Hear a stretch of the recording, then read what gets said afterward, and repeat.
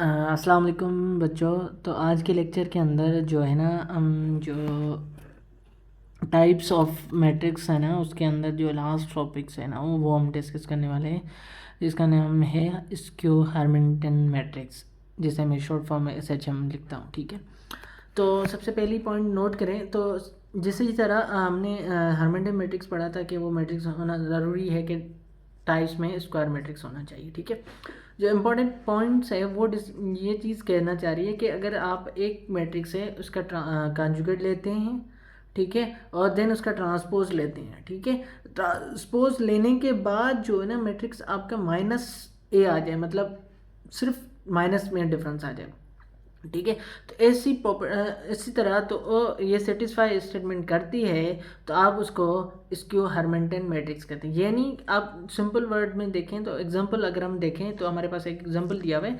ठीक है, एक एग्जांपल दिया हुआ है, ठीक है, उसको नोट करें तो हमारे पास सेटिस्फाई करने के लिए हम देखते हैं, चेक करते हैं कि हमारे पास ये जो स्टेटमेंट दी हुई है कि ये करेक्ट है या नहीं है। ठीक है, उसको हम प्रूव भी कर लेते हैं। ठीक है, लेट सपोज हमारे पास मैट्रिक्स दिया हुआ है, ठीक है, कि सबसे पहले हम इसका कंजुगेट ले लेते हैं। ठीक है, तो जब हम कंजुगेट लेंगे तो कंजुगेट में क्या करते हैं, हम कंजुगेट में सिंपल इतना करते हैं कि जो इमेजिन नंबर होता है ना उसकी सिर्फ साइन चेंज करते हैं। ठीक है, तो मैं सिर्फ वही काम कर रहा हूँ, साइन चेंज कर रहा हूँ, बाकी कुछ भी नहीं कर रहा हूँ। सारे के सारे एलिमेंट्स की साइन चेंज हो जाएगी, मतलब जो इमेजिनरी होंगी। ठीक है, सारे का मतलब यहाँ पे मुराद है कि इमेजिन नंबर। ठीक,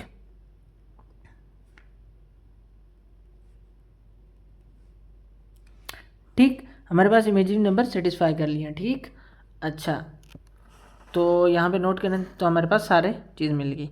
अब हम देखते हैं इसका ट्रांसपोज क्या बनता है। ठीक है, जब हम ट्रांसपोज लेंगे तो रोज़ को कॉलम में, कॉलम को रोज़ में कन्वर्ट कर लेंगे। ठीक है, मतलब ये वाली जो रो है ना इसको मैं कॉलम में कन्वर्ट कर रहा हूँ। ठीक है,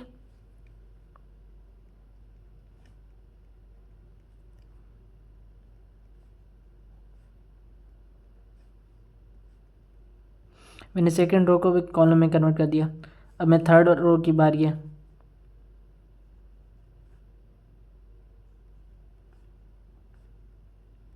अब हमारे पास फोर्थ रो की बारी है, इस वाले की।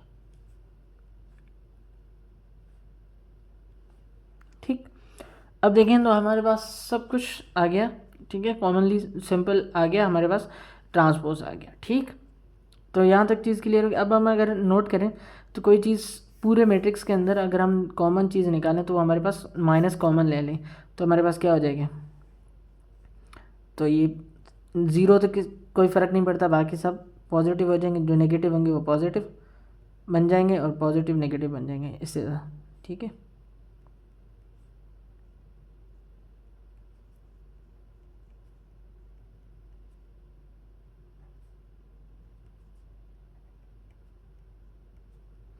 सारे नेगेटिव नंबर थे तो हमारे पास पॉजिटिव बन गया। तो ये वापस हम देखें तो हमारे पास ए मैट्रिक्स बन रहा है, तो हमारे पास क्या बन गया, -a। तो हमारे पास ए ट्रांसपोज ए क्या बन गया, हमारे पास नेगेटिव कॉन्जुगेट। ठीक, अच्छा जी, मैंने दो और पॉइंट्स भी लिखे हैं कि हमारे पास जब भी साइमेट्रिक मैट्रिक्स, इसकी साइमेट्रिक मैट्रिक्स हो गए ना तो उसके अंदर दो ये पॉइंट ज़रूर आपने देख लेना है, डायरेक्टली आपको पता चल जाएगी MCQs के हिसाब से कि अगर आपके पास, ठीक है, मैं यहाँ पे MCQs के हिसाब से बात कर रहा हूँ, मेन डायगोनल्स एलिमेंट्स को देखें तो हमारे पास वो क्या होना चाहिए, या ज़ीरो होना चाहिए, ये दोनों के दोनों सब के सब जो मेन डायगोनल वो इमेजिन नंबर। तो हमने यहाँ पे एग्जांपल जो है ना सिर्फ रियल नंबर का जो नंबर थे ना वो सारे का हमने ज़ीरो पिक किए थे। इमेजिन नंबर का आप खुद एग्जाम्पल बनाकर जो है ना ट्राई कीजिएगा। तो हमारे पास इमेजिन नंबर सारे सारे पहले देखो डायगोनल्स हमारे पास क्या हैं, ठीक है, वो हमारे पास डायगोनल सारे के सारे हमारे पास जीरोज़ हैं। ठीक है, दूसरी बात है symmetric elements are negative conjugate to each other, या तो नेगेटिव को छोड़ो, आपने देखना है कि सिमेट्रिक एलिमेंट्स क्या सेम है, सिंपल में वर्ड में समझा। तो यहाँ देखो सिमेट्रिक एलिमेंट क्या है, आयोटा, उसका सिमेट्रिक कौन सा है, यहाँ वाली पोजीशन, यानी कि अगर एक आई जे है तो दूसरा क्या होना चाहिए, जे आई। सिमेट्रिक ये कहता है ना, तो यानी कि अगर 1 2 के पोजीशन पे और 2 1 के पोजीशन पे दोनों के दोनों एलिमेंट सेम है। इसी तरह यहाँ देखो, इसी तरह यहाँ देखो, ये ये ठीक। तो आप डायरेक्टली बताते हैं ये तो स्क्यू हार्मेटिक मैट्रिक्स है, ठीक है। इसी तरह यहाँ पे भी यही चीज़, तो आप डायरेक्टली बता सकते हैं कि ये पूरा प्रोसीजर करने की भी ज़रूरत आपको नहीं पड़ेगी, ठीक है। आई होप कि यहाँ तक आपको क्लियर हो चुका होगा कि स्क्यू हार्मेटिक मैट्रिक्स की कंडीशंस क्या हैं और किस तरह हम सॉल्व करते हैं सिंपली वर्ड्स के अंदर, ठीक है। अब थोड़ा सा हम थोड़े से इनकी प्रॉपर्टीज़ है ना जो स्क्यू हार्मेटिक मैट्रिक्स के अंदर पढ़ी हैं, सॉरी जो हमने हार्मेटिक मैट्रिक्स पढ़ी थी बिल्कुल उसी तरह की प्रॉपर्टीज़ हैं, थोड़े से डिस्कस कर लेते हैं। अच्छा जी, तो देखें प्रॉपर्टीज़ ये कहती हैं, सबसे पहली प्रॉपर्टी ये है कि अगर जो है ना आपके स्क्यू हार्मेटिक मैट्रिक्स हैं, दोनों मैट्रिक्स आपके स्क्यू हार्मेटिक मैट्रिक्स हैं, आप चाहे उन दोनों को ऐड करो या चाहे दोनों को सब्ट्रैक्ट करो, आपका जो मैट्रिक्स आएगा ना वो स्क्यू हार्मेटिक मैट्रिक्स, मैंने शॉर्ट फॉर्म में वहाँ पे भी मेंशन किया था SHM, स्क्यू हार्मेटिक मैट्रिक्स, ठीक है। अगर दो स्क्वायर हार्मेटिक मैट्रिक्स हैं, दोनों के दोनों स्क्वायर हार्मेटिक मैट्रिक्स हैं और उन दोनों को ऐड करें या सब्ट्रैक्ट करें, आपका वापस आंसर ही स्क्वायर हार्मेटिक मैट्रिक्स ही आएगा, ठीक है।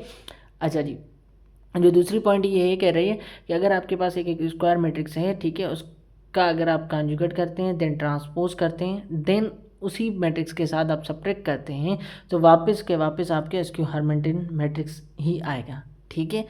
और तीसरी पॉइंट जो है हमारे पास वो ये है कि आपके पास अगर एक मैट्रिक्स है, वो मैट्रिक्स आपके स्क्यू हार्मेटिक मैट्रिक्स है, अगर उसके ऊपर अगर हम पावर इवन दे देते हैं, लेट सपोज कि इवन का पावर का मतलब ये 2 दो या 4 दो या 6 दो या 8 दो एंड सो ऑन, ठीक है।